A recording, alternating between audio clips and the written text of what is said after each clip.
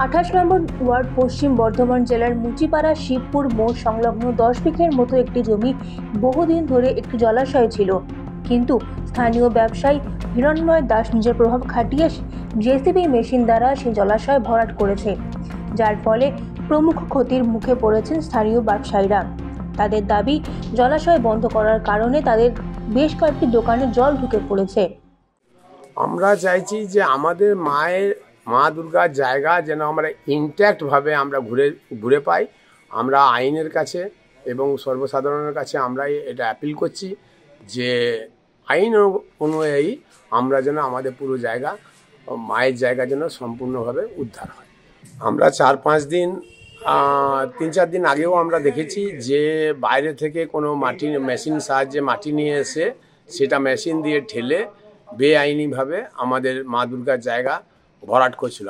এটা বুঝতে পারছি না যে মাটি ভরাট করাটা, মাটিটা কোথা থেকে পেলো বা কী পেলো, সেটা তো আজকে ধরুন বিএলও ডিপার্টমেন্টের কথা, ওনাদের কাছে পারমিশন নিয়েছে কি না সেটা তো জানি না।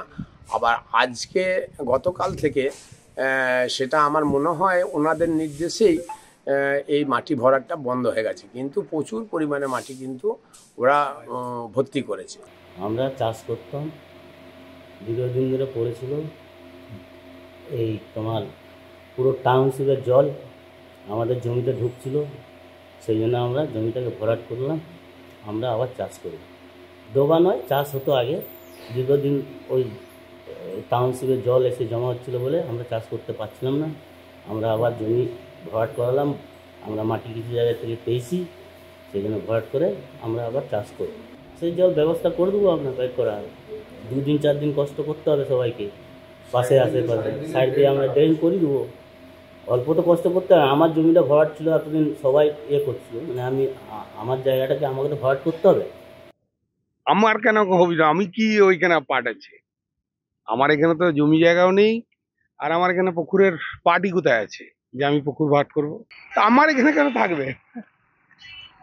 আমার তো এখানে পাট নেই কিছু, এখানে এমনি চাষ জমি ছিল, আমি দেখেছি সেখানে ওরা চাষিরা ভরাট করেছে হবে, ওটা চাষিরাই ভরাট করছে। এখানে চাষ দীর্ঘদিন করে এসছে, আমার সামনেও দেখেছি, আমার বাড়ির পাশে চাষিরা এখানে চাষ। ভূমি দত্ত তো এখনই রেকর্ড দেখলেই বুঝতে পারবেন, 188, 103 নম্বর দাগের এখনো পর্যন্ত বাইদ আছে, এখনো পর্যন্ত বাইদ রেকর্ড আছে, তা ভূমি দত্ত বলবে কি করে?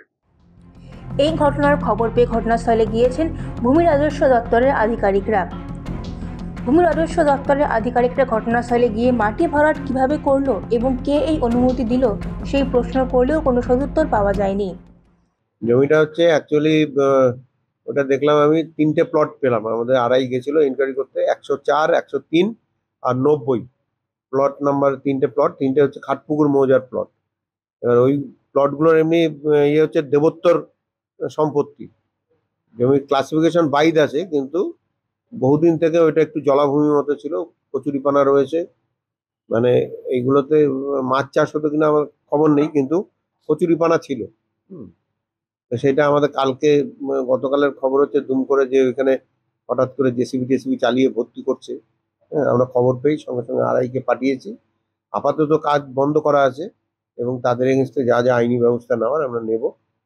কোনো সদুত্তর না পাওয়ায় আপাতত কিছুদিনের জন্য এই কাজ বন্ধ রাখার নির্দেশ দিয়েছেন ভূমি রাজস্ব দপ্তরের আধিকারিকরা। পশ্চিম বর্ধমান থেকে নিজস্ব প্রতিনিধির রিপোর্ট, ANM নিউজ। আরও খবরের আপডেট পেতে সাবস্ক্রাইব করুন আমাদের ইউটিউব চ্যানেলটি আর বেল আইকনে ক্লিক করুন নোটিফিকেশনস পেতে।